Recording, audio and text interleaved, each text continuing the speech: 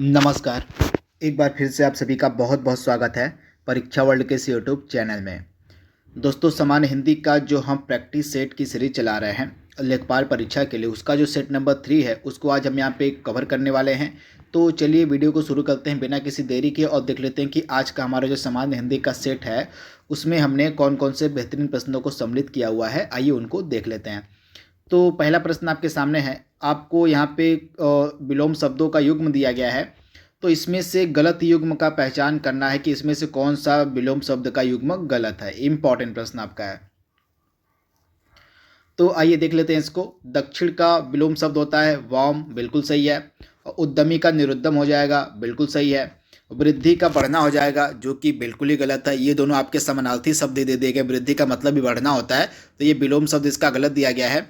और बर्बर का आपका विलोम शब्द सभ्य होता है, यानी कि आपका जो सी वाला ऑप्शन था ये आपका सुमिलित नहीं था। वृद्धि का यहाँ पे जो विलोम शब्द वो गलत दिया गया है, तो आप इसे याद कर लीजिएगा। ऑप्शन सी आपका सुमिलित नहीं था।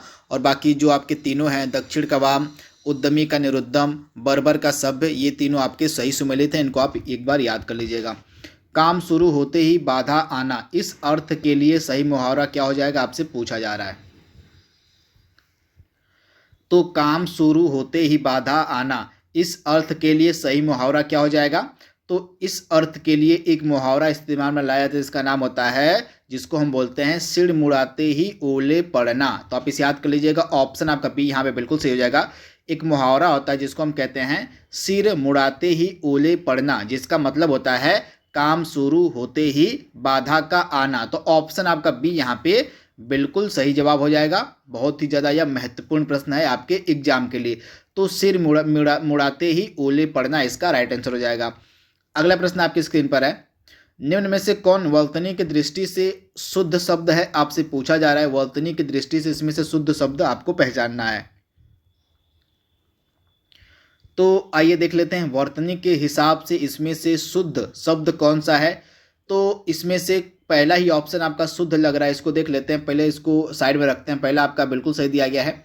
दूसरा आप देख रहे हैं मान्यनी, किस प्रकार से लिखा गया है। तो मान्यनी के लिखने का जो तरीका यहाँ पे गलत है, तो मान्यनी आपका अशुद्ध हो जाएगा।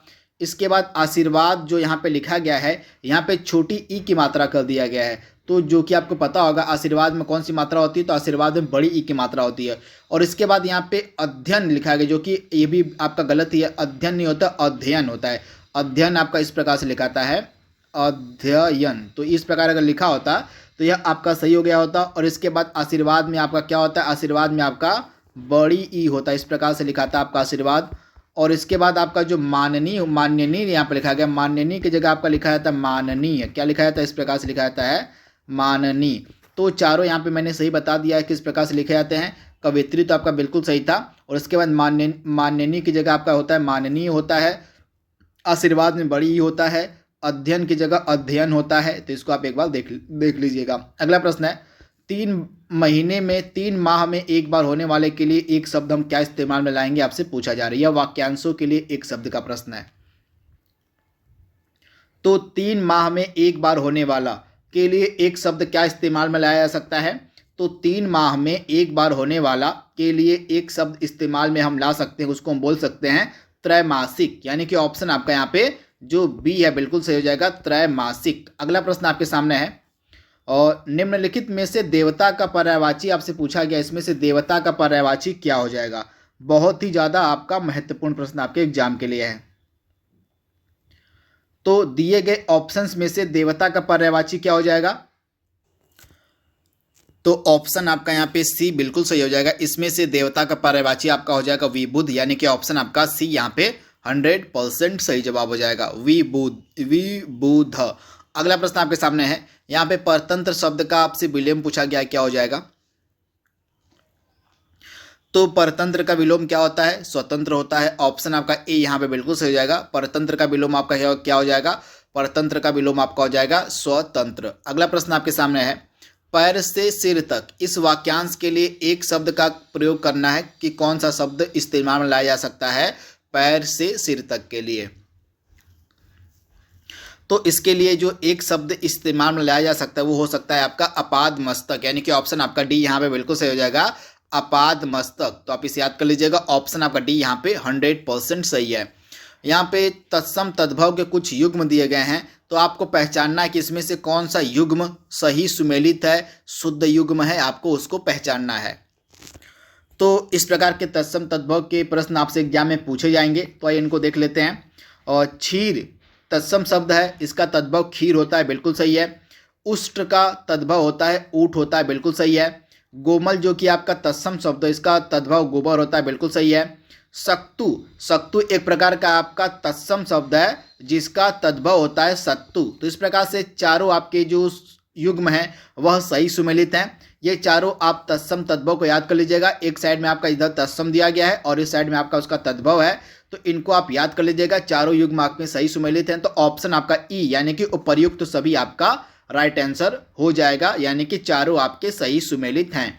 अगला प्रश्न आपके सामने है, भविष्य में होने वाला के लिए एक शब्द का आपको इस्तेमाल करना है। तो भविष्य में होने वाला के लिए हम एक शब्द का इस्तेमाल क्या कर सकते हैं, भावी। भविष्य में होने वाले के लिए हम भावी शब्द का इस्तेमाल कर सकते हैं, यानी कि ऑप्शन आपका ए यहाँ पे बिल्कुल सही है, भावी। हो सकता है वह आया हो, इस वाक्य में कौन सा काल होगा आपसे पूछा जा रहा है। अनिश्चित वर्तमान, संदिग्ध वर्तमान, संभाव्य वर्तमान या अपूर्ण वर्तमान, आपको बताना है इसका जवाब। तो इसमें कौन सा काल है, तो इसमें जो है आपका काल है संदिग्ध वर्तमान काल, यानी कि ऑप्शन आपका बी यहाँ पे बिल्कुल सही है। आपका जो वाक्य दिया गया है, हो सकता है वह आया हो, इसमें जो है आपका संदेह व्यक्त किया जा रहा है, तो इसमें जो है आपका क्या हो जाएगा, संदिग्ध वर्तमान काल हो जाएगा। तो ऑप्शन आपका बी यहाँ पे बिल्कुल सही हो जाएगा। काल से भी प्रश्न आपके एग्जाम में पूछे जाएंगे। काल का जो टॉपिक है आपके सिलेबस में दिया गया हिंदी के, तो आप काल के प्रश्नों को सॉल्व किया करिए डेली बेसिस पे। अगला प्रश्न आपके सामने है, अज का इसमें से कौन सा मीनिंग नहीं होगा।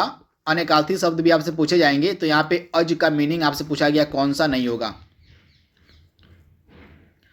तो इसमें से अज का मीनिंग कौन सा नहीं होगा, काफ़ी महत्वपूर्ण प्रश्न है आपके एग्जाम के लिए। तो इसमें से आपका जो अज का मीनिंग है वह नहीं होगा, कौन सा, तो मोती। मोती जो है आपका अज का मीनिंग नहीं होगा। इसके अलावा तीनों जो दिए गए हैं मीनिंग आपके, और जिसका जन्म न हुआ हो उसके लिए अज शब्द का इस्तेमाल होता है, दशरथ के पिता के लिए अज शब्द का इस्तेमाल होता है, और ब्रह्मा विष्णु शिव के लिए भी अज शब्द का इस्तेमाल होता है, लेकिन मोती के लिए अज शब्द का इस्तेमाल नहीं होता, यानी कि अज का अर्थ यहाँ पे मोती नहीं होगा। तो ऑप्शन सी आपका यहाँ पे आंसर सही हो जाएगा। और बाकी जो तीनों आपको दिया गया है, तीनों आपको याद रखना है। अज का तीनों अर्थ होता है, तो यहाँ पे इसको याद रखना, लेकिन मोती इसका अर्थ नहीं होता है। अगला प्रश्न आपके सामने है, निम्न में से कौन सा पुल्लिंग शब्द है आपसे पूछा जा रहा है। इसमें पुल्लिंग शब्द आपको बताना है। तो पुल्लिंग शब्द इसमें से कौन सा हो जाएगा, इसमें से जो आपका ऑप्शन डी वाला है, नेत्र जो है आपका पुल्लिंग हो जाएगा। और बाकी आपके जो तीनों दिए गए हैं, दया हो गया, प्रार्थना हो गया, वायु हो गया, ये तीनों आपके स्त्रीलिंग शब्द का मतलब स्त्रीलिंग के एग्जाम्पल है, लेकिन आपका जो नेत्र है वह पुल्लिंग का एग्जाम्पल है। अगला प्रश्न आपके सामने है, कौन सा शब्द वृद्धि स्वर संधि इसमें से है आपसे पूछा जा रहा है, यानी कि वृद्धि स्वर संधि इसमें से कौन सा है आपको बताना है। फटाक से इसका जवाब दीजिए आप। तो दिए गए चार ऑप्शंस में से आपका वृद्धि स्वर संधि कौन सा है, तो दिए गए चार ऑप्शंस में से आपका वृद्धि स्वर संधि इसमें से है महोजस्वी। ऑप्शन आपका जो डी है वो बिल्कुल सही हो जाएगा। जो महोजस्वी है यह आपका वृद्धि स्वर संधि का एग्जाम्पल है। इसका संधि विच्छेद क्या होता है, महोजस्वी का संधि विच्छेद होता है महाधन ओजस्वी। क्या होता है, महाधन ओजस्वी इसका संधि विच्छेद होता है। तथा यह किसका एग्जाम्पल है, तो यह आपका वृद्धि स्वर संधि का एग्जाम्पल है। तो ऑप्शन आपका डी यहाँ पे बिल्कुल सही हो जाएगा। वहीं आपका जो अतिस्म है यहाँ पे ऑप्शन सी वाला, यह किसका एग्जाम्पल है, तो अतिस्म आपका एग्जाम्पल है यड़ स्वर संधि किसका, तो यड़ स्वर संधि का एग्जाम्पल है आपका अतिस्म। तो इसे भी आप याद रखिएगा।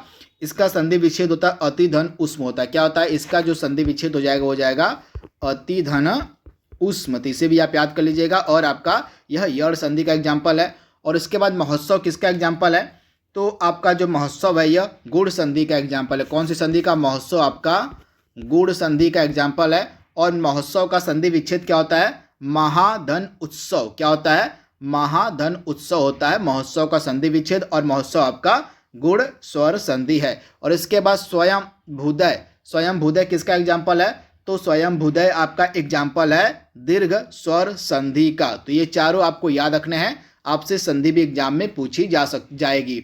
जो कि आपके टॉपिक में दिया गया संधि का सिलेबस में आपके संधि भी दी गई है। अगला प्रश्न आपके सामने है, ठीक ठीक न्याय हो जाना, इस अर्थ के लिए एक लोकोक्ति का आपको चयन करना है। क्या लोकोक्ति इस्तेमाल में लाई जाएगी?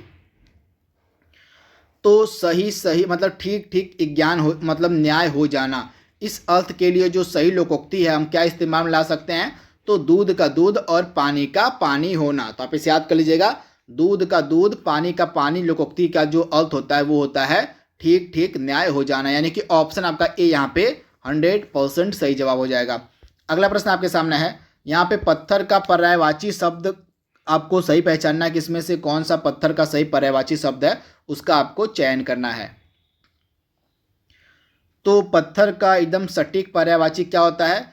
तो इसमें से जो आपका ऑप्शन सी वाला है प्रस्तर हो जाएगा, उसके बाद पाषाण हो जाएगा और उसके बाद उपल। यहाँ पे 3 ऑप्शन सी वाला जो दिया गया है प्रस्तर, पाषाण, उपल, इसके अलावा पाहन भी आपका होता है पत्थर का पर्यायवाची। तो इसके बारे में आपको याद रखना है, प्रस्तर, पाषाण, उपल और क्या हो जाएगा आपका पाहन। तो इसे आपको याद रखना है, बहुत ही ज़्यादा यह महत्वपूर्ण प्रश्न है आपके एग्जाम के लिए है। अगला प्रश्न आपके सामने है, आजीवन में कौन सा समास है आपसे पूछा जा रहा है। तो आजीवन में आपका कौन सा समास हो जाएगा? तो आपका जो आजीवन है इसमें आपका अव्ययी भाव समास है। तो आजीवन जो है आपका अव्ययी भाव समास का एग्जाम्पल है, ऑप्शन आपका सी यहाँ पे बिल्कुल सही हो जाएगा। अगला प्रश्न आपके सामने है, हुतासन पर्यायवाची किसका है? यहाँ पे 4 आपको शब्द दिए गए हैं, आपको बताना है कि इसमें से किसका पर्यायवाची हुतासन है। तो इसका आंसर हमारा क्या हो जाएगा? अग्नि का। अग्नि का पर्यायवाची हुतासन है, तो ऑप्शन आपका सी यहाँ पे बिल्कुल सही हो जाएगा, अग्नि। तो इसके बारे में आपको याद रखना, एग्जाम में आपसे प्रश्न पूछा जा सकता है। इसके बाद जो अगला प्रश्न आपके सामने है, निम्न में से हृदय के लिए सही पर्यायवाची शब्द का आपको चयन करना है, यानी कि हृदय का पर्यायवाची इसमें से क्या हो जाएगा? तो हृदय का पर्यायवाची इसमें से आपका हो जाएगा ऊर, यानी कि ऑप्शन आपका ए बिल्कुल सही है। ऊर के अलावा और भी पर्यायवाची होते हैं, जैसे छाती हो गया आपका, हृदय का ही पर्यायवाची है छाती। उसके बाद वक्ष हो जाएगा आपका, इसके अलावा आपका वक्ष स्थल हो जाएगा, वक्ष स्थल हो जाएगा, हृदय का ही पर्यायवाची है। और इसके बाद आपका हो जाएगा ही भी आपका हृदय का ही पर्यायवाची है, तो इसके बारे में भी आपको याद रखना है। अगला प्रश्न आपके सामने है, स्वार्थ में निम्नलिखित में से कौन सी संधि है? तो स्वार्थ जो है किस संधि का एग्जाम्पल है? तो दीर्घ संधि का एग्जाम्पल है। स्वार्थ का संधि विच्छेद होता है स्वधन, क्या होता है? स्वधन अर्थ, इसका संधि विच्छेद होता है। और यह कौन सी संधि है? तो यह आपका हो जाएगा दीर्घ संधि। यहाँ पे मात्राज्ञा का सही संधि विच्छेद क्या होगा आपसे पूछा जा रहा है। तो मात्राज्ञा का सही संधि विच्छेद आपका हो जाएगा मातृधन आज्ञा, ऑप्शन आपका ए यहाँ पे बिल्कुल सही हो जाएगा। और यह कौन सा संधि का एग्जाम्पल है? तो यह आपका यण संधि का एग्जाम्पल है। संधि आपके एग्जाम के लिए सुपर इंपॉर्टेंट है, जितना प्रैक्टिस हो सके आप संधि की करते रहिएगा, क्योंकि संधि एक ऐसा टॉपिक है जो एग्जाम में बार बार पूछा ही जाता है। अगला प्रश्न आपके सामने है, इसमें से आपको शुद्ध वर्तनी का चयन करना है कि जो यहाँ पे दीर्घ आयु दिया गया है, दीर्घायु सही सटीक किस प्रकार से लिखा जाएगा आपको बताना है। तो दीर्घायु आपका किस प्रकार से लिखा जाएगा? तो यहाँ पे ऑप्शन ए आपका बिल्कुल सही, दीर्घायु जो है आपका इस प्रकार से एकदम सटीक लिखाता है। तो ऑप्शन आपका ए जो है यहाँ पे बिल्कुल सही दिया गया है। उत्धनहार, इस शब्द का मतलब उत्धनहार के लिए सही शब्द का चयन आपको करना है कि उत्धनहार मिलाकर क्या बनेगा। तो उत्धनहार मिलकर आपका बनेगा उद्धार, यानी कि ऑप्शन आपका डी यहाँ पे बिल्कुल सही हो जाएगा, उद्धार। तो इसे आप याद कर लीजिएगा। अगला प्रश्न आपके सामने है, करपट का तद्भव आपसे पूछा जा रहा है। करपट जो है आपका तत्सम शब्द है, करपट जो है आपका है यह तत्सम है, इसका तद्भव आपको बताना है क्या हो जाएगा। तो करपट का आपका तद्भव हो जाएगा क्या? कपड़ा हो जाएगा, ऑप्शन आपका डी यहाँ पे बिल्कुल सही हो जाएगा, जो है आपका कपड़ा हो जाएगा करपट का तद्भव, ऑप्शन आपका डी यहाँ पे बिल्कुल सही है। इसमें से कौन सा तत्सम शब्द है आपसे पूछा जा रहा है। यहाँ पे तत्सम शब्द आपको बताना है कौन सा है। तो इसमें से यौवन जो है आपका तत्सम शब्द है, और यौवन का आपका क्या हो जाएगा तद्भव? तो जुबन होता है, तो इसे भी आप याद कर लीजिएगा। यौवन आपका तत्सम शब्द है और इसका जो तद्भव है वो हो जाएगा जोबन, यानी कि ऑप्शन आपका डी यहाँ पे बिल्कुल सही है। लास्ट का 2 प्रश्न आपके सामने है, राकेश का सही संधि विच्छेद आपको बताना है। तो राकेश का एकदम सही संधि विच्छेद आपका हो जाएगा राका धन ईस, यानी कि ऑप्शन आपका डी यहाँ पे बिल्कुल सही है, राका धन ईस। और आज का लास्ट प्रश्न आपके सामने है, कवि का स्त्रीलिंग आपसे पूछा जा रहा है। तो कवि का स्त्रीलिंग आपका क्या हो जाएगा, कवयित्री, यानी कि ऑप्शन आपका जो ए वाला है वह बिल्कुल सही हो जाएगा, कवयित्री, ऑप्शन ए आपका बिल्कुल सही है। तो दोस्तों हिंदी का सेट नंबर जो 3 है उसको हमने यहाँ पे कंप्लीट कर लिया है। आई होप यह सीरीज आपको पसंद आ रही होगी। तो आज के लिए बस इतना ही। Thank you, thanks for watching, thank you.